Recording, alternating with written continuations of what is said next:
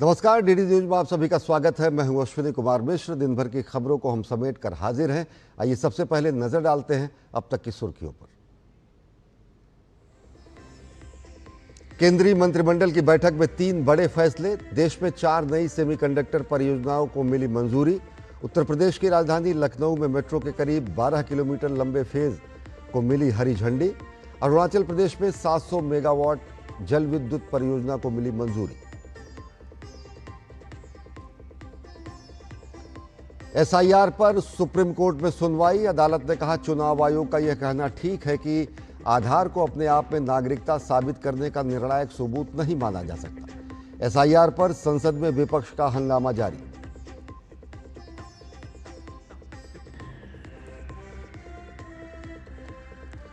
संसद में विपक्ष के हंगामे के बीच दोनों सदनों से पारित हो रहे हैं अहम विधेयक।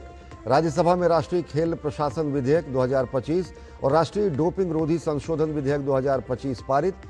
लोकसभा में खान एवं खनिज विकास एवं विनियमन संशोधन विधेयक पारित।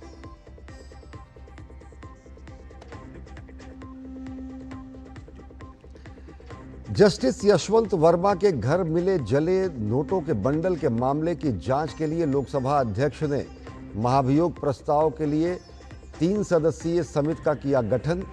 जस्टिस अरविंद कुमार, जस्टिस मनिंदर मोहन श्रीवास्तव और कर्नाटक हाईकोर्ट के वरिष्ठ अधिवक्ता वीवी आचार्य करेंगे जांच।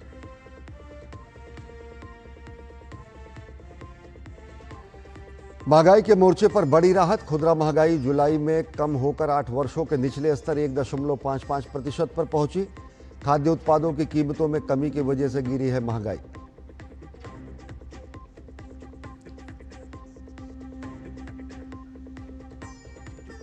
भारत की नम्रता बत्रा ने रचा इतिहास। वर्ल्ड गेम्स में वुशु में भारत को दिलाया पहला पदक। चीन में आयोजित हुए 2025 वर्ल्ड गेम्स में जीता रजत पदक।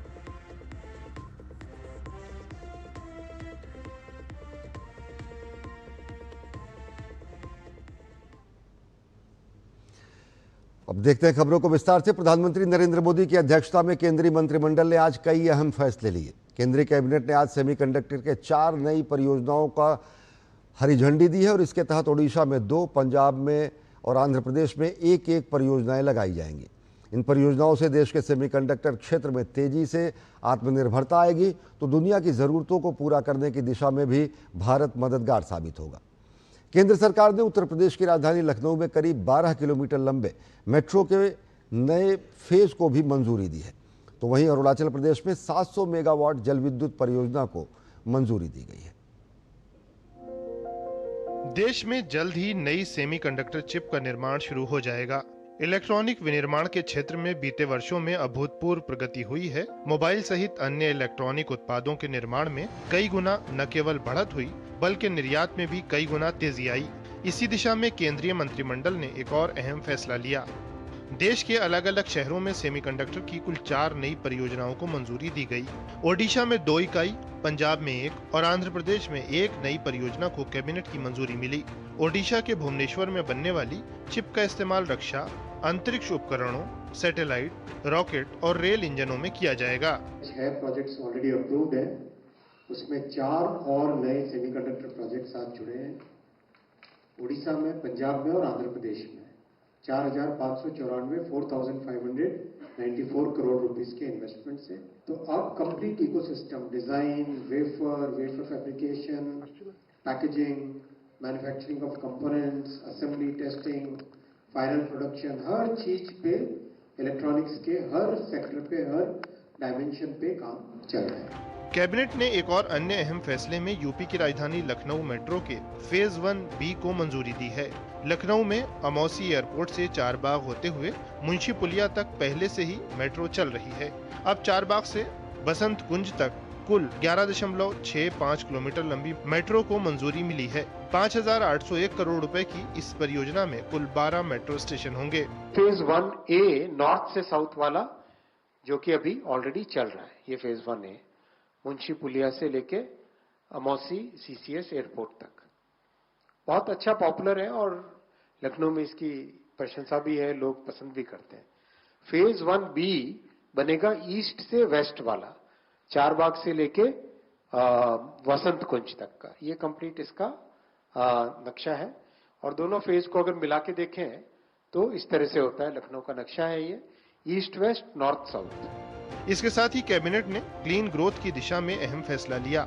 अरुणाचल प्रदेश में 700 मेगावाट जल विद्युत प्रोजेक्ट को मंजूरी दी गई। कुल 8,146 करोड़ रुपए से अधिक की इस परियोजना के पूरा होने की अनुमानित अवधि 72 महीने है। तातो 2 प्रोजेक्ट शी योमी जिले में है, 700 मेगावाट इसकी कैपेसिटी है और 2.7 बिलियन यूनिट्स पावर एनर्जी ये जनरेट करेगा। 8,146 करोड़ इसका इन्वेस्टमेंट रहेगा, 6 साल में कंप्लीट करेंगे। मोदी सरकार ने तीसरे टर्म में 10.5 लाख करोड़ रुपए से अधिक की बुनियादी ढांचा परियोजनाओं को मंजूरी दी है। इसके चलते देश की आर्थिक प्रगति को रफ्तार मिली है। शैलेंद्र मिश्र की रिपोर्ट, डीडी न्यूज, दिल्ली। और केंद्रीय मंत्री धर्मेंद्र प्रधान ने प्रधानमंत्री नरेंद्र मोदी के नेतृत्व में मंत्रिमंडल के फैसलों का स्वागत किया है। उन्होंने कहा कि कैबिनेट द्वारा ओडिशा, पंजाब और आंध्र प्रदेश में सेमीकंडक्टर के यूनिट स्थापित करने की मंजूरी पर प्रधानमंत्री नरेंद्र मोदी को धन्यवाद। कैबिनेट के फैसले आत्मनिर्भर भारत की दिशा में महत्वपूर्ण कदम साबित होंगे। 4600 करोड़ की पीएलआई अनुदान व्यवस्था करने के लिए मैं माननीय प्रधानमंत्री जी को आभार प्रकट करता हूँ। पहले आसाम में सेमीकंडक्टर की कारखाना लगी थी, आज के निर्णय के बाद उड़ीसा में लगेगी, 2 यूनिट उड़ीसा में आएगी और ऐसे 1 यूनिट आंध्र प्रदेश में भी आएगी। पहले गुजरात, महाराष्ट्र, तमिलनाडु, उत्तर प्रदेश ऐसे सारे राज्यों में यूनिट शुरू हुए थे। आज और 3 राज्यों में उसकी क्रियान्वयन शुरू हो रहा है। इसके कारण भारत आत्मनिर्भरता की ओर बढ़ेगी, सेमीकंडक्टर में विकसित भारत की ओर और एक कदम हमारी बढ़ेगी और हमारी स्वदेशी आधारित अर्थनीति में विकसित भारत के लिए स्वदेशी ही माध्यम है, यही उसकी एक बड़ा उपलब्धि है। भारत आने वाले दिनों में अपने ही पैर पे खड़ा हो, आज के निर्णय उस दिशा में बहुत बड़ी कदम है। और केंद्रीय मंत्रिमंडल ने देश में 4 और सेमीकंडक्टर प्लांट लगाने के फैसले को मंजूरी दी है। नए फैसले के मुताबिक 2 प्लांट ओडिशा में लगेंगे। केंद्र सरकार के इस फैसले का आईआईटी भुवनेश्वर के निदेशक प्रोफेसर श्रीपाद करमलकर ने स्वागत किया है। केंद्र सरकार ने लोगों के बीच सेमीकंडक्टर को लेकर एक नया विमर्श खड़ा किया है। प्रोफेसर करमलकर ने कहा कि ओडिशा जल्द ही सेमीकंडक्टर का हब बनेगा। Central government has been successful in establishing a narrative where average person is talking about semiconductors. Odisha government has taken a bold step to attract compound semiconductor fabs in the country. With the semiconductor project sanctioned by the central government today, Odisha can become the epicenter of compound semiconductor ecosystem in the country. IIT Bhubaneswar will play a leading role in this effort. It has already established a silicon carbide research and innovation center jointly with 6M Private Limited, whose fab was sanctioned today by the central government. केंद्रीय मंत्रिमंडल द्वारा 4 नए semiconductor परियोजनाओं की स्वीकृति पर 6M private limited के संस्थापक और प्रबंध निदेशक गुरु थलापानी ने कहा कि सरकार का ये फैसला स्वागत योग्य है। इससे देश के अंदर उच्च क्षमता वाले उपकरण बनाना आसान होगा और इनका उपयोग इलेक्ट्रिक वाहनों, नवीकरणीय ऊर्जा और अन्य क्षेत्रों में होगा। 6M plans to establish first commercial scale silicon carbide semiconductor manufacturing facility in Info Valley, Bhubaneswar. These products will be used in various industries such as electric vehicles, data centers, renewable energy, railways, electrical grid, consumer appliances, space and defense. To minimize the risks, we have licensed production-proven process technology from Classic Wafer Fab in Scotland. We also established joint research facility called SICRIC at IIT Bhubaneswar, and we have successfully demonstrated the feasibility of making 200 millimeters silicon carbide wafers. Our dream is to create globally comparative compound semiconductor industry in India. We are very grateful to both central and state governments for the support. प्रधानमंत्री नरेंद्र मोदी की अध्यक्षता में केंद्रीय मंत्रिमंडल की बैठक में आज कई अहम निर्णय लिए गए और इनमें लखनऊ मेट्रो रेल परियोजना के फेज 1B को मंजूरी भी दी गई। 11.165 किलोमीटर लंबे इस कॉरिडोर में 12 स्टेशन होंगे। इनमें 7 भूमिगत होंगे और 5 एलिवेटेड स्टेशन होंगे। मेट्रो रेल परियोजना की घोषणा के बाद वहां स्थानीय लोगों में जबरदस्त उत्साह देखने को मिला। लोगों ने सरकार का आभार जताया है और सरकार के लिए शुभकामना है कि इसी तरह विकास करती रहे। अब जाम नहीं लगेगा, उससे जाम से निजात मिल जाएगी लोगों को। बहुत खुशखबरी, हम लोग काफ़ी दिनों से वेट कर रहे थे। फेज़ 1 के बाद करीबन 5-10 साल तो हो ही गए। हम लोग इतना पब्लिक ट्रांसपोर्ट बढ़ती जा रही है। आए दिन माननीय रक्षा मंत्री जी के कारण कितने फ्लाईओवर बने, उसके बावजूद भी सर आपको बता दूं ट्रैफिक कम हो ही नहीं रही है और हमें मेट्रो की सख्त ज़रूरत थी। और ये हम जैसे युवक तो बहुत खुश होंगे सभी, खासकर वो जो नौजवान लड़के लड़कियां जो स्टूडेंट हैं उनके लिए तो और ज़्यादा बेनिफिशियल है मेरे हिसाब से। बहुत बड़ी खबर है। चारबाग से सीधे बसंत कुंज को जोड़ने वाला जो सबसे घनी बस्ती है पूरे लखनऊ की, उसको हमारे देश के रक्षा मंत्री आदरणीय और लोकसभा के सांसद राजनाथ जी के अथक प्रयास से जो आज मेट्रो को परमिशन मिला है मेट्रो बनाने का, उसके लिए लखनऊ के सभी निवासियों के द्वारा, सभी जनमानस के द्वारा आदरणीय राजनाथ जी को और आदरणीय मोदी जी को बहुत ही दिल से बधाई। देश के माननीय रक्षा मंत्री जी का अपनी ओर से, अपने लखनऊ की जनता की ओर से, देशवासियों की ओर से बहुत बहुत बधाई देता हूं और मैं उनके उपकार को अपने लखनऊ वासियों के लिए बहुत बड़ी उपलब्धि मानता हूं। बहुत अच्छी बात है कि हमारी सरकार ने हम लोगों को इतनी अच्छी सुविधा दी है। बहुत अच्छा काम हो रहा है और मैं योगी जी, मोदी जी से यही रिक्वेस्ट करूंगी कि हमारा देश और आगे बढ़े और अच्छा बने और जो भी दिक्कतें आ रही हैं वो भी अच्छी हों। भूरी धन्यवाद देता हूं और परिवहन मंत्री और अमित शाह और योगी जी को भी मेरा आभार। जो जाम लग रहा है, लखनऊ में एक्सीडेंट हो रहे हैं, मेट्रो उसका ही अल्टरनेट है आने वाले युग में। प्रधानमंत्री नरेंद्र मोदी की मंगलवार को उज्बेकिस्तान के राष्ट्रपति मिर्जियोयेव से उन्होंने टेलीफोन पर बातचीत की। राष्ट्रपति मिर्जियोयेव ने भारत के आगामी 79वें स्वतंत्रता दिवस पर प्रधानमंत्री नरेंद्र मोदी और भारत की जनता को हार्दिक बधाई और शुभकामनाएं प्रेषित की। इस बीच दोनों नेताओं ने व्यापार, संपर्क, स्वास्थ्य, प्रौद्योगिकी और लोगों के बीच परस्पर संबंधों सहित द्विपक्षीय सहयोग के कई प्रमुख क्षेत्रों में प्रगति की समीक्षा की। उन्होंने आपसी हित के क्षेत्रीय और वैश्विक विकास पर विचारों का आदान प्रदान किया और भारत और मध्य एशिया के बीच सदियों पुराने संबंधों को और मजबूत करने की प्रतिबद्धता जताई। साथ ही दोनों नेताओं ने संपर्क में बने रहने पर भी सहमति व्यक्त की। प्रधानमंत्री नरेंद्र मोदी ने खगोल विज्ञान और खगोल भौतिकी पर अंतर्राष्ट्रीय ओलंपियाड के प्रतिभागियों को संबोधित किया। मुंबई में हो रहे इस 18वें अंतर्राष्ट्रीय ओलंपियाड में 64 देशों के 300 से अधिक प्रतिभागी हिस्सा ले रहे हैं। प्रधानमंत्री ने विज्ञान के विकास की भारतीय परंपरा का जिक्र किया। प्रधानमंत्री ने भारत को ट्रेडिशन और इनोवेशन दोनों की धरती कहा। प्रधानमंत्री ने कहा कि भारत के खगोलविदों ने अंतरिक्ष को समझने में दुनिया की हमेशा मदद की है। Today, we host one of the world's highest astronomical observatories in Ladakh. At 4,500 meters above sea level, it is close enough to shake hands with the stars. Our giant meter wave radio telescope in Pune is one of the world's most sensitive radio telescopes. केंद्रीय वित्त मंत्री निर्मला सीतारमण ने राज्यसभा में आयकर विधेयक 2025 और कराधान विधि संशोधन विधेयक 2025 पर हुई चर्चा का संयुक्त जवाब देते हुए कहा कि सरकार ने नए रिवाइज्ड इनकम टैक्स बिल में सेलेक्ट कमेटी की लगभग सभी सिफारिशों को शामिल किया है। टैक्सेशन लॉ अमेंडमेंट बिल 2025 का मकसद यूनिफाइड पेंशन स्कीम के सब्सक्राइबर्स को टैक्स में छूट देना है। The largely dense and complex structure of that Income Tax 1961 Act resulted in various interpretations.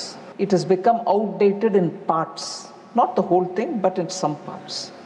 Therefore, we needed a new law, and that is why in July 24 budget, I had announced that we'll come with a comprehensive review of Income Tax Act 1961 to make it concise, lucid, easy to read and easy to understand. We are changing the 1961 Act itself in a way, removing it and bringing a new act. वित्त मंत्री निर्मला सीतारमण ने कहा कि नए आयकर कानून का उद्देश्य प्रक्रियाओं को सरल बनाना और पिछली खामियों को दूर करना है।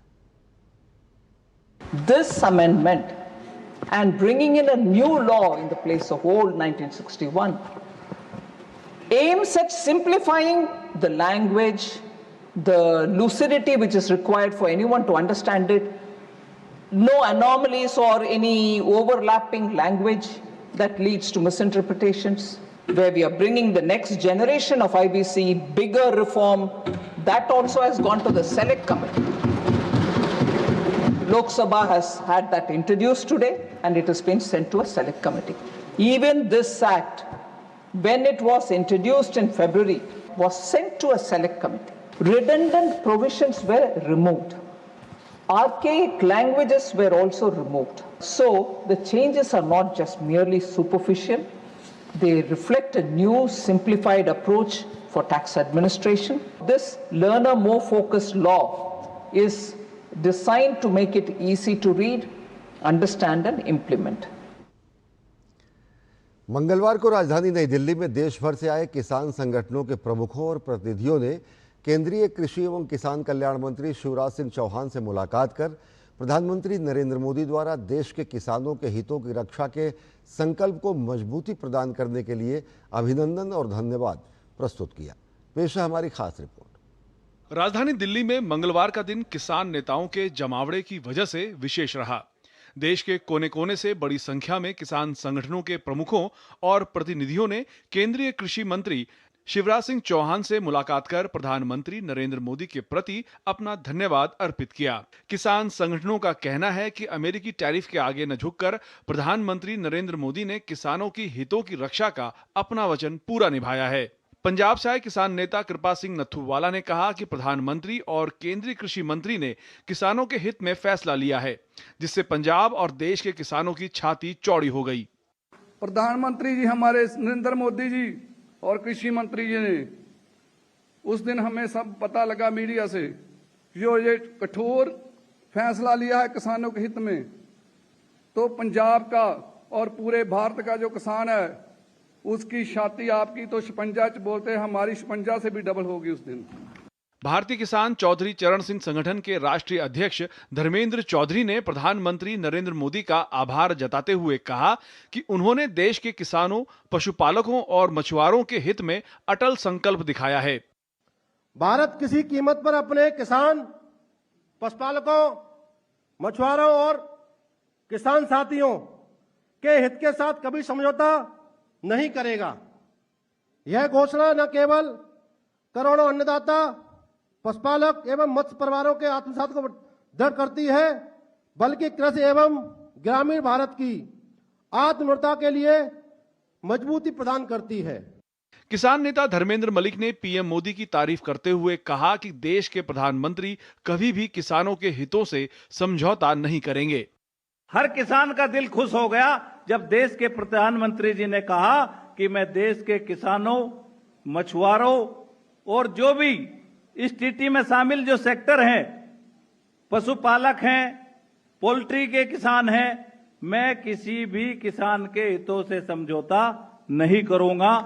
किसान संगठनों को संबोधित करते हुए केंद्रीय कृषि मंत्री शिवराज सिंह चौहान ने कहा कि नकली खाद और उर्वरक बनाने वालों के खिलाफ सरकार जल्द ही नया कानून लाकर सख्त कार्रवाई करेगी। केंद्रीय मंत्री ने प्रधानमंत्री के राष्ट्र सर्वोपरि के संकल्प को बल देते हुए कहा कि पहलगाम आतंकी हमले के बाद सिंधु जल समझौता रद्द करना एक ऐतिहासिक निर्णय था। केंद्रीय मंत्री ने कहा कि प्रधानमंत्री ने सदैव राष्ट्रहित में मजबूत फैसले लिए हैं, जिनके प्रति देश आभारी है। चाहे कुछ हो जाए, लेकिन किसान हितों के साथ समझौता नहीं किया जाएगा, नहीं किया जाएगा, नहीं किया जाएगा। एग्रीकल्चर खोल लो, क्यों तुम्हारे घर की खेती खोल दें तुम्हारे लिए। एग्रीकल्चर, पशुपालन का क्षेत्र, आज मैं हृदय से अपने प्रधानमंत्री को धन्यवाद देता हूं। जो आपकी भावनाएं थी उन तक पहुंचाई हमने और प्रधानमंत्री ने तय किया और इसी मंच से कहा, इसी मंच से।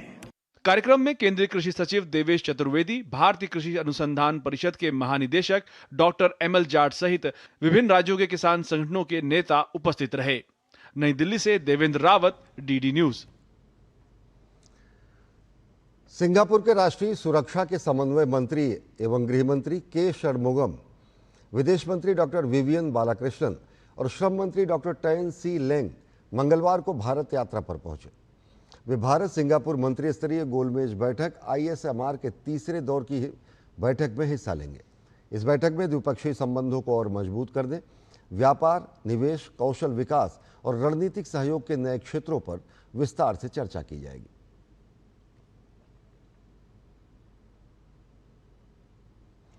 त्रिपुरा की राजधानी अगरतला में हर घर तिरंगा अभियान के तहत मंगलवार को मुख्यमंत्री माणिक साहा ने हर घर तिरंगा कार्यक्रम में हिस्सा लिया। इस दौरान उन्होंने कहा कि हमारा राष्ट्रीय ध्वज हमारा गर्व है और हमें इसका सम्मान करना चाहिए। माननीय प्रधानमंत्री जी 2022 में हम लोगों को आह्वान किए थे, पूरा देशवासियों को, कि मैंने हर जगह में, हर घर में अपना जो तिरंगा फ्लैग है उसका लगाने के लिए उन्होंने आह्वान किए थे और उसके लिए प्रोग्राम भी बनाए, हर घर तिरंगा प्रोग्राम। और इससे ये तिरंगा के साथ हमारा जो कनेक्शन, जनता का जो कनेक्शन, उसमें काफ़ी, उसमें ये कार्यक्रम से हम लोग काफ़ी समृद्ध होता है वो। तो उन्होंने इसलिए हम लोग को जो आह्वान किए है 2022 से शुरू हुआ, अभी तक चल रहा है, इस साल भी हम लोग कर रहे हैं। तो उसमें एक चीज़ है जो हम लोग पेट्रियटिज्म ये डेवलप करना है, जो ये एक तो हमारा नेशनल फ्लैग को सम्मान देना है, ये हमारे लिए प्राउड है। देश 15 अगस्त को आज़ादी का जश्न, स्वतंत्रता दिवस पर्व मनाएगा। देश के आज़ादी के जश्न के लिए देश भर में हर घर तिरंगा अभियान की शुरुआत की गई है और इसी कड़ी में बिहार के पटना में भी हर घर तिरंगा यात्रा का आयोजन किया गया। यात्रा का नेतृत्व भाजपा जिला अध्यक्ष रजनीश कुमार ने किया। तिरंगा यात्रा में भारत माता की जय और देशभक्ति के नारे लगे और लोगों ने देशभक्त से माहौल को सराबोर कर दिया। इस यात्रा ने मनेर विधानसभा से होते हुए विक्रम तक कुल 45 किलोमीटर का सफर तय किया। तिरंगा यात्रा में विधान पार्षद अनामिका सिंह पटेल, पूर्व विधायक आशा देवी समेत बड़ी संख्या में युवा और पार्टी कार्यकर्ता मौजूद रहे। हल्की बारिश के बावजूद युवाओं का जोश जबरदस्त रहा।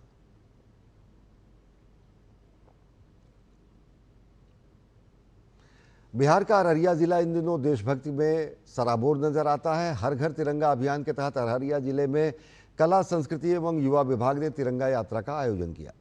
देशभक्ति की भावना से प्रेरित इस तिरंगा यात्रा में स्थानीय बच्चों का जोश देखने लायक था।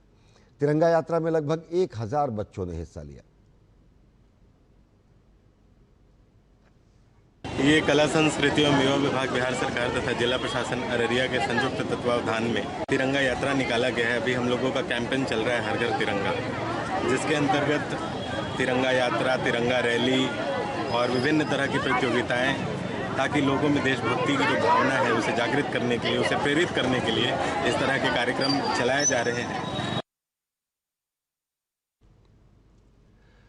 और बिहार का अररिया जिला इन दिनों देशभक्ति में डूबा नजर आ रहा। दरअसल तिरंगा अभियान के तहत अररिया जिले में कला एवं संस्कृति विभाग ने तिरंगा यात्रा निकाली और इसमें बच्चों का जोश देखने लायक था। इस यात्रा में लगभग 1000 बच्चों ने हिस्सा लिया।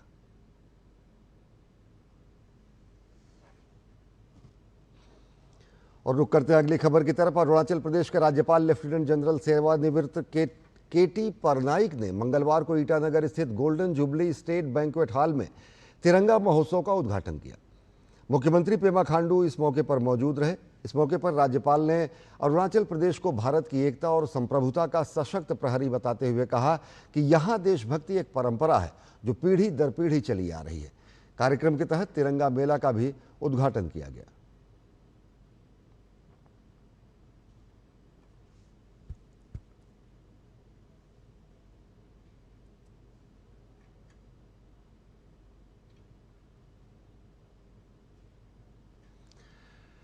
और देश में जल्द ही दौड़ेगी हाइड्रोजन ट्रेन। रेल मंत्री अश्विनी वैष्णव ने देश की पहली हाइड्रोजन ट्रेन का video social media platform x पर साझा किया। यह ट्रेन हाइड्रोजन ईंधन का उपयोग करती है और जिससे शून्य टेल पाइप उत्सर्जन यानी केवल जलवाष्प का उत्सर्जन होता है और यह पर्यावरण के लिए बेहद अनुकूल है। इसमें 1200 हॉर्स पावर का इंजन लगाया गया है जो इसे दुनिया का सबसे शक्तिशाली हाइड्रोजन ट्रेन बनाता है।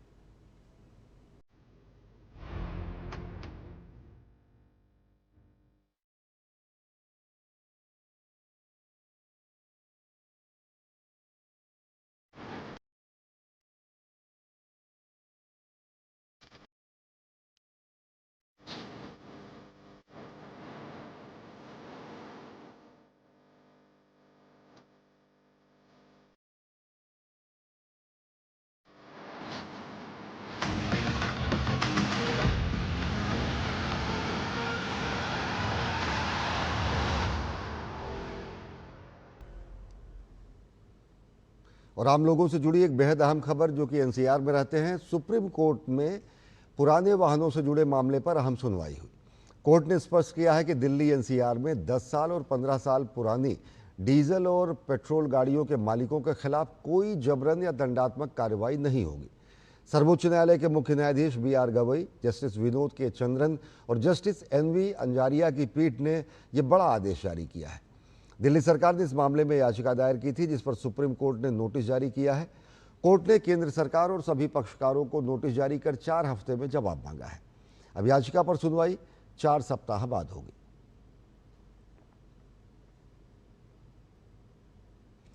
स्कूली छात्रों में नवाचार और रचनात्मक सोच को बढ़ावा देने के लिए अटल टिंकरिंग लैब ने उल्लेखनीय प्रगति की है।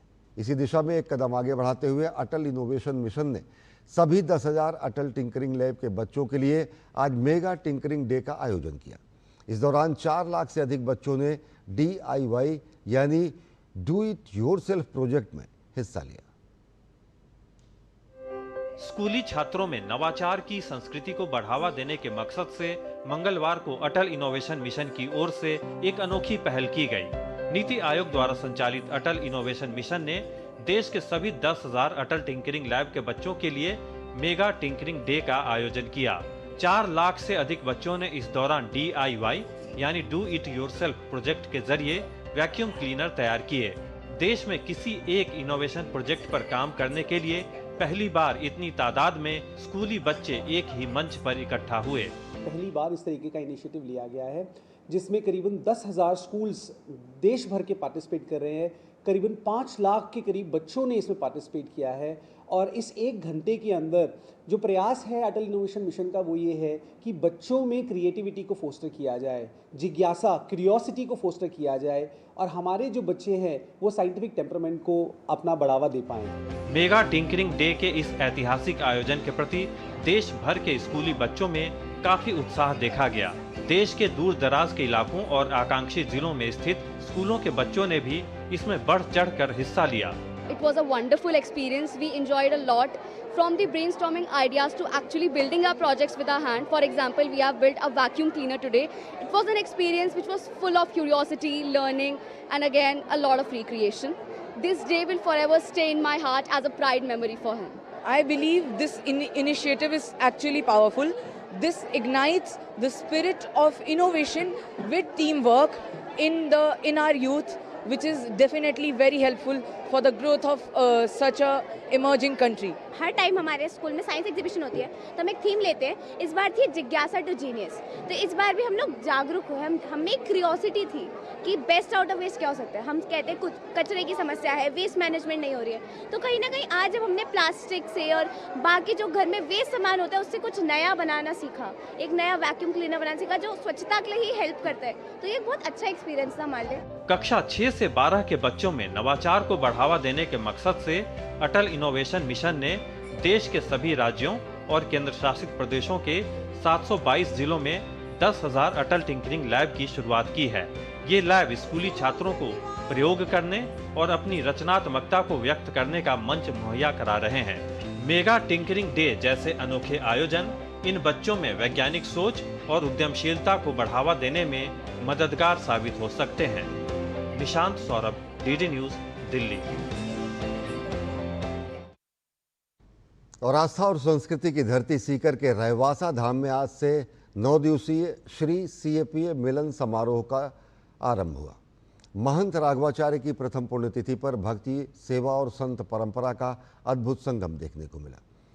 श्री सीएपीए मिलन समारोह का राष्ट्रीय स्वयंसेवक संघ प्रमुख मोहन भागवत जी ने दीप प्रज्वलित करके इसे कार्यक्रम की शुरुआत की। पेश है हमारी खास रिपोर्ट।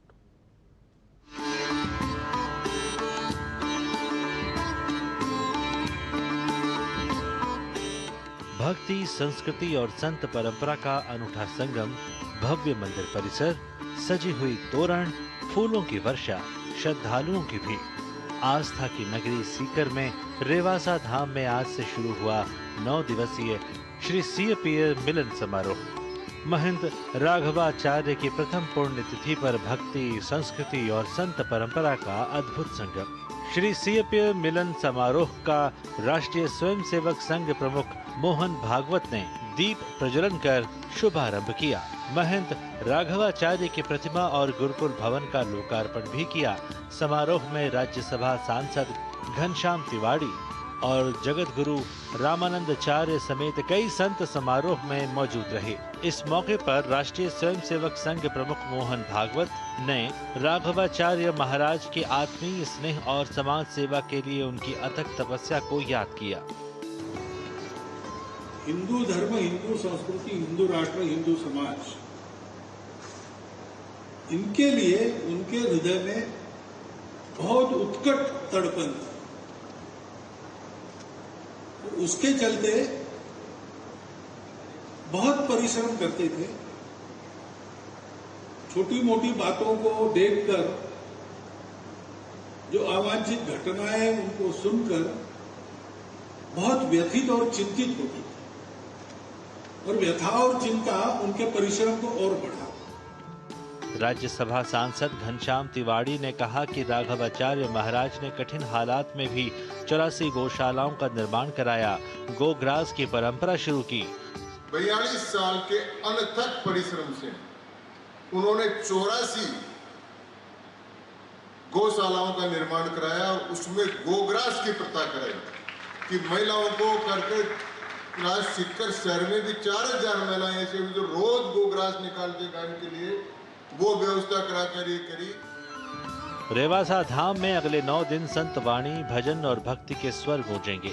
एक संकल्प के साथ आस्था और सेवा की यह परंपरा यूं ही अनवरत चलती रहेगी। रेवासा धाम में श्री सीएपीए मिलन समारोह सिर्फ श्रद्धा का उत्सव नहीं, बल्कि महंत राघवाचार्य की सेवा, संस्कार और समाज कल्याण की विरासत को आगे बढ़ाने का संकल्प है। सुधांशु सहरावत की रिपोर्ट, डीडी न्यूज, सीकर। और महंगाई के मोर्चे पर बड़ी राहत की खबर। खुदरा महंगाई जुलाई में कम होकर 8 वर्षों के सबसे निचले 1.55% पर आ गई है। भारत में खुदरा महंगाई जुलाई में कम होकर 1.55% पर पहुंची है। यह महंगाई का 8 वर्षों यानी जून 2017 के बाद से सबसे निचला स्तर है। महंगाई में कमी आने की वजह खाद्य पदार्थों की और खाद्य उत्पादों की कीमतों में कमी होना है। जून में खुदरा महंगाई दर 2.1% थी, जो जनवरी 2019 के बाद से न्यूनतम स्तर था। जुलाई में खाद्य महंगाई दर घटकर ऋणात्मक 1.76% हो गई। ये जनवरी 2019 के बाद खाद्य महंगाई दर का सबसे निचला स्तर है। जून के मुकाबले इसमें 0.75% की कमी आई है। आरबीआई ने वित्त वर्ष 2025-2026 के लिए भारत की खुदरा महंगाई दर 3.1% रहने का अनुमान लगाया है।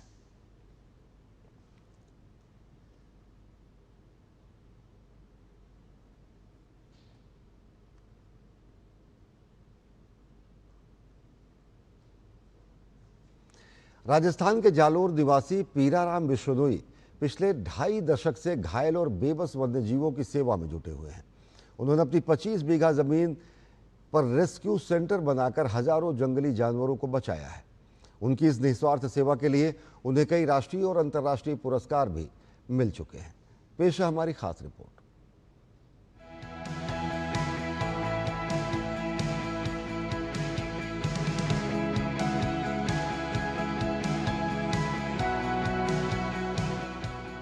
राजस्थान के जालोर जिले के छोटे से गांव में जन्मे पीराराम विश्नोई नाम भले ही स्थानीय हो, लेकिन काम पूरी दुनिया में मिसाल बन गया है।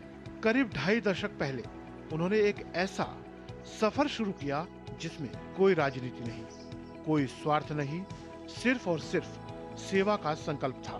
पीराराम ने देखा उनके आसपास घायल, बीमार और लाचार जंगली जानवर सड़कों और खेतों में तड़पते हैं।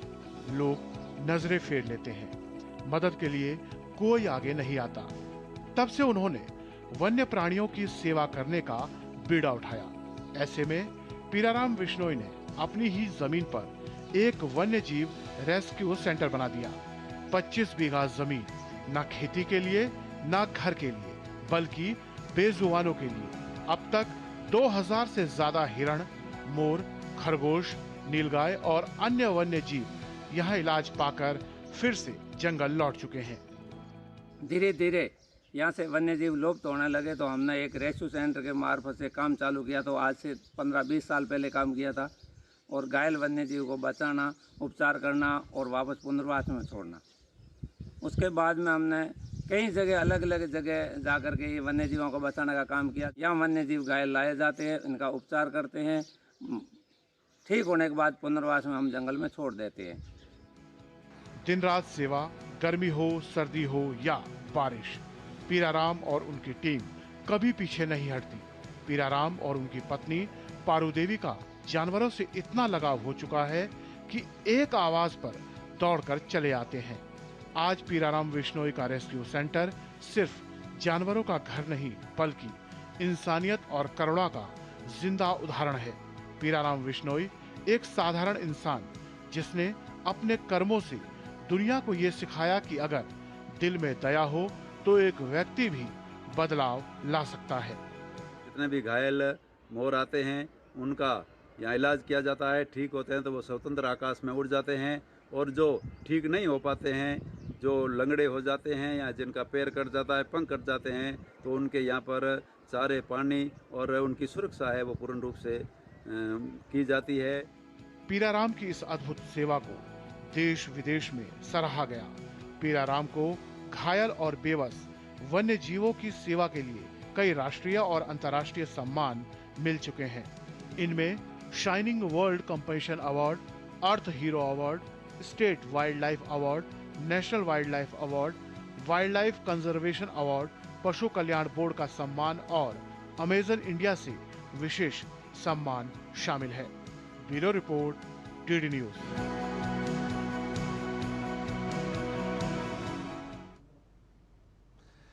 भारत की नम्रता बत्रा ने चीन के चेंगडू में चल रहे विश्व खेलों में महिलाओं के 52 किलोग्राम भार वर्ग में मुकाबला फाइनल में उन्होंने रजत पदक जीता है। बत्रा का फाइनल में सामना चीन की प्रतिद्वंदी से हुआ। वो फाइनल मुकाबला भले ही हार गई, लेकिन उन्होंने जोरदार प्रदर्शन से इतिहास रच दिया।